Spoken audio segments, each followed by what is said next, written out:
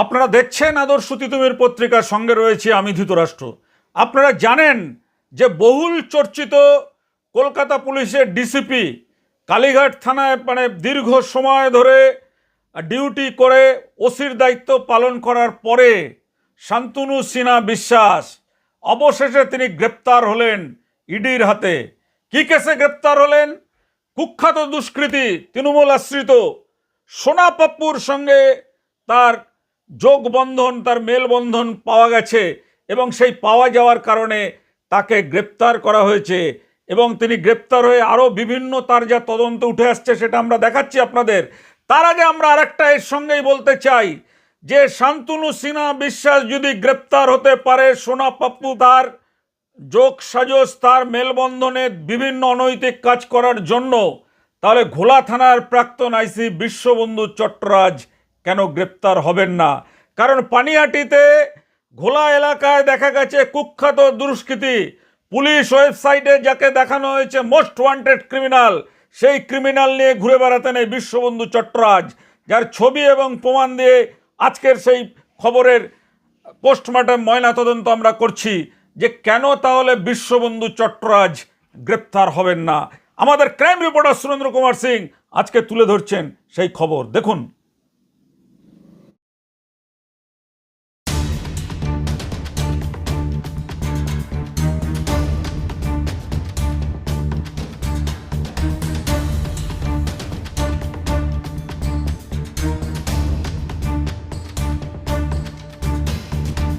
আপনারা জানেন যে কলকাতা পুলিশের একেবারে ওসি থেকে ডিসি হওয়া কিন্তু খুব দুঃসাধ্য। সেই দুঃসাধ্য কাজকে অতি সহজেই একদম সহজ করে ফেলেছিলেন শান্তনু সিনহা বিশ্বাস, যিনি কলকাতা পুলিশের ইন্সপেক্টর ছিলেন এবং কালীঘাট থানার ওসির দায়িত্বে ছিলেন, পরে ডিসিপি হয়ে গেছেন। এই ডিসিপি এমন এমন কাজ করেছেন, কলকাতা পুলিশের যে গরিমা, সেই গরিমা একেবারে ধুলোয় লুটিয়ে দিয়েছেন। তল্পি বাহকতা কাকে বলে, লেজুর বৃত্তি কাকে বলে, পদলেহন করা কাকে বলে, সব কিছুকে হার মানিয়ে দিয়েছেন। এবং হার মানিয়ে দিয়েছেন এই কারণেই কোটি কোটি টাকা রোজগার করেছেন।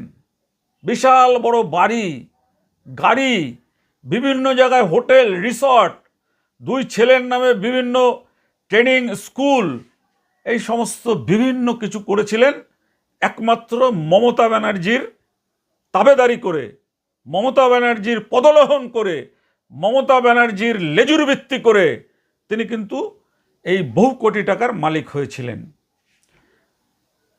মানুষের ক্ষমতা চিরকাল থাকে না, ক্ষমতার পরিবর্তন হয়েছে। পরিবর্তন হওয়ার পরে যে কুখ্যাত দুষ্কৃতী সোনা পাপ্পু, আপনারা জানেন যে সেই সোনা পাপ্পু সঙ্গে তার মেলবন্ধন পাওয়া গেছে এবং তার টাকা সোনা পাপ্পুর কাছে খাটানো হতো। সোনা পাপ্পুর টাকাও দিয়ে একসাথে তারা কাজ করতেন।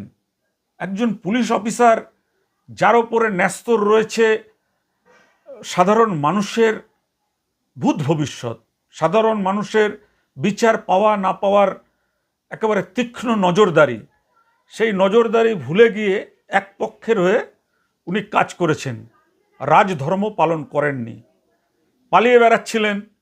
অবশেষে যখন ইডি থেকে লুকআউট নোটিশ জারি করা হলো, তারপরেও লুকিয়েছিলেন।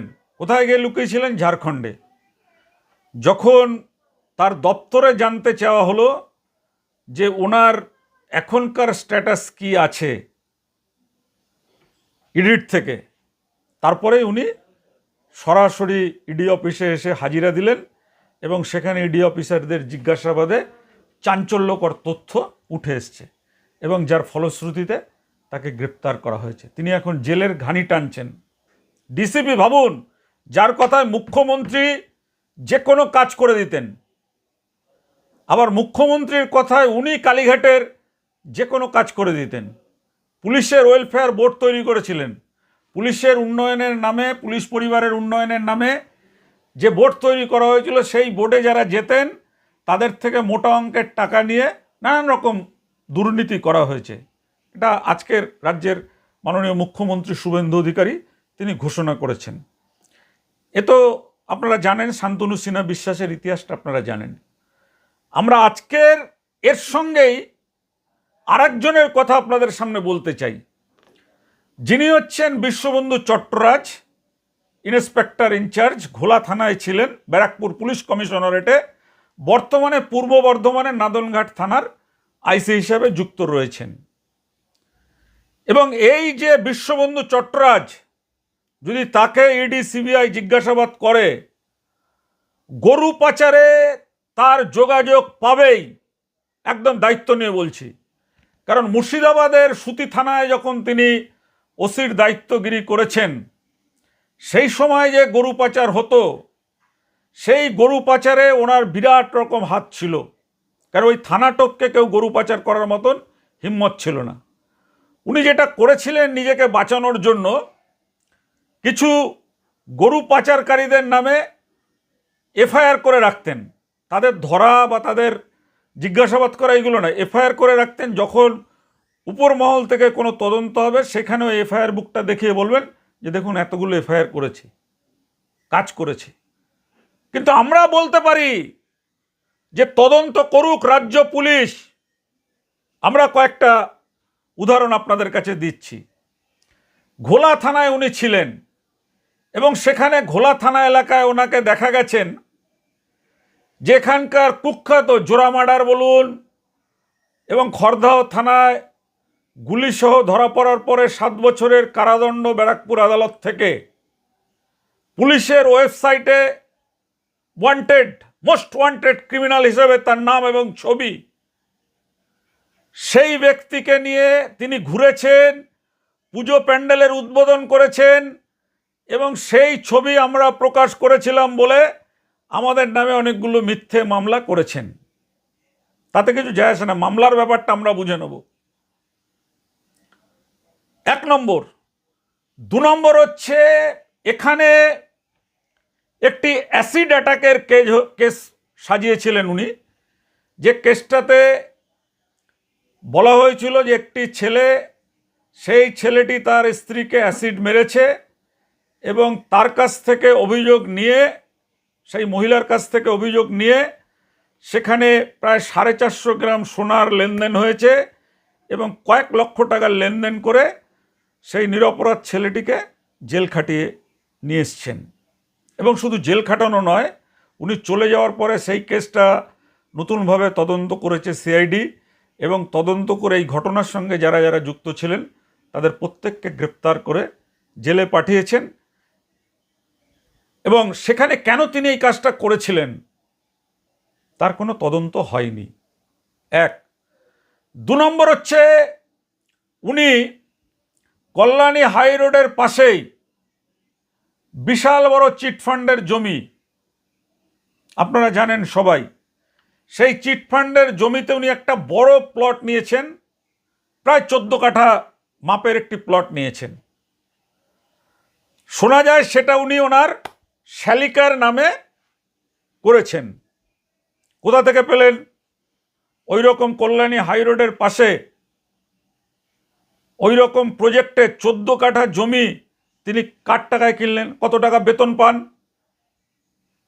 তদন্ত হয়নি। এখানে সোদপুর এলাকায় একটি সুবিশাল ফ্ল্যাট কিনেছেন, যে ফ্ল্যাটের মূল্য প্রায় কোটিখানিক টাকা। কোথা থেকে পেলেন?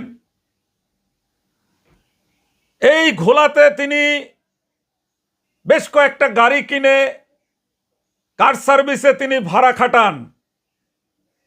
কোথা থেকে বিপুল টাকা পেলেন? আরও আছে, ঘোলাতে আরও আছে। আমরা আজকের এই ঘোলার কয়েকটা কেস আপনাদেরকে বললাম। এবার আমরা বলবো আপনাদের ঘোলার একটা গুরুত্বপূর্ণ কেস আমরা বলতে চাই। একজন মহিলাকে দিয়ে দেবু দেবনাথ নামে একজনের নামে ধর্ষণ কেস করা হলো। আচ্ছা, ধর্ষণ যে বাড়িতে হলো সেই বাড়ির লোকটি, তাকে গ্রেপ্তার করা হলো না যে সেই বাড়িতে কিভাবে ওই মেয়েটি ধর্ষণ করা হলো। তার অভিযোগের পরিপ্রেক্ষিতে লেখক হিসেবে সেই অভিযোগের পরিপ্রেক্ষিতে কয়েক লক্ষ টাকা উৎকোচ নিয়ে, আমরা তো দায়িত্ব নিয়ে বলছি তদন্ত করুক পুলিশ, তদন্ত চাই, কয়েক লক্ষ টাকা ঘুষ নিয়ে সেই দেবদেবনাথকে হাবড়া থেকে গ্রেপ্তার করে এনে তাকে জেলে ঢোকানো হলো। তার বিরুদ্ধে চার্জশিট দেওয়া হলো। কয়েক মাস আগে সেই মহিলাকে নিয়ে এসে ওই দেবদেবনাথের বিরুদ্ধে কোনো অভিযোগ নেই বলে আদালত থেকে কেসটাকে তুলে নেওয়া হলো। কে তুললেন? কাকে দিয়ে তোলালেন বিশ্ববন্ধু? আপনাদের জানতে চান, আমরা জানাবো। এবার নাদনঘাটে আমরা আসছি। নাদনঘাটে আপনারা জানেন যে ওখানে যত ছোট ছোট দোকান রয়েছে, রাস্তার পাশে বলুন বা ওই বাজারে বলুন, যারা পান গুটকা বিক্রি করে সেই সব দোকানে ঢালাও মদ বিক্রি হচ্ছে। ধাবা খুলে মদের পারমিশন লাইসেন্স ছাড়াই ঢালাও মদ বিক্রি হচ্ছে। সেখানকার অভিযোগ করতে গিয়ে মানুষকে মিথ্যা মামলায় ফাঁসানো হচ্ছে। শান্তনু রক্ষিত, তাকে জেলে ঢুকানো হয়েছে। সমাজকর্মী সরস্বতী দোসাদ পুকুর ভরাটের বিরুদ্ধে লড়াই করেছিলেন বলে তাকে জেলে ঢুকানো হয়েছে। স্বপন বসাক, তার বিরুদ্ধে বহু মিথ্যে মামলা করা হয়েছে, সব মোটা মোটা টাকা নিয়ে।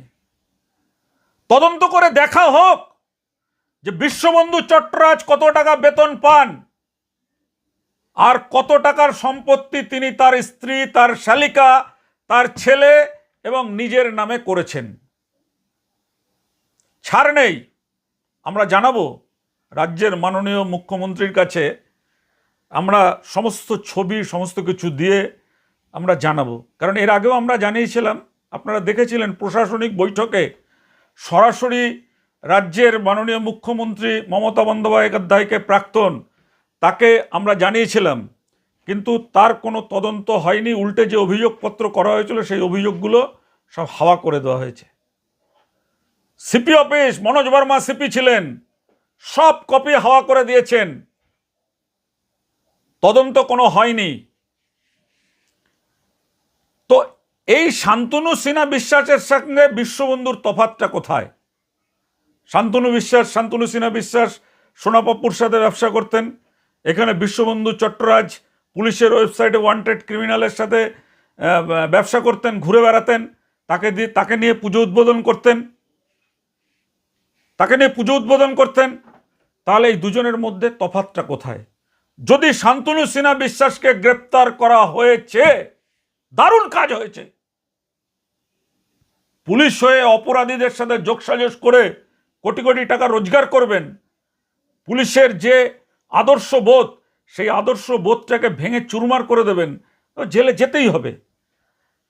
উনি যখন জেলে গেছেন, বিশ্ববন্ধু চট্টরাজ কেন জেলে যাবেন না? আজকের খবরের এটাই হচ্ছে আমাদের মূল কথা। বিশ্ববন্ধু চট্টরাজ কেন জেলে যাবেন না? উত্তর দিন বিশ্ববন্ধু, আপনি উত্তর দিন।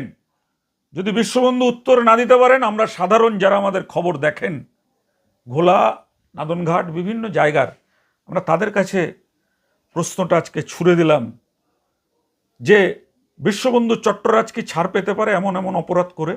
তার বিরুদ্ধে কেন সিবিআই, ইডি তদন্ত করবে না? তার বিরুদ্ধে কেন রাজ্য পুলিশ তদন্ত করবে না? কিভাবে কোটি কোটি টাকা কামালেন, কিভাবে তিনি এই সমস্ত সম্পদ গড়লেন, যেভাবে শান্তনু সিনহা বিশ্বাস করেছিলেন। আজকের সেই অসামান্য প্রতিবেদন তুলে ধরছেন আমাদের ক্রাইম রিপোর্টার সুরেন্দ্র কুমার সিং।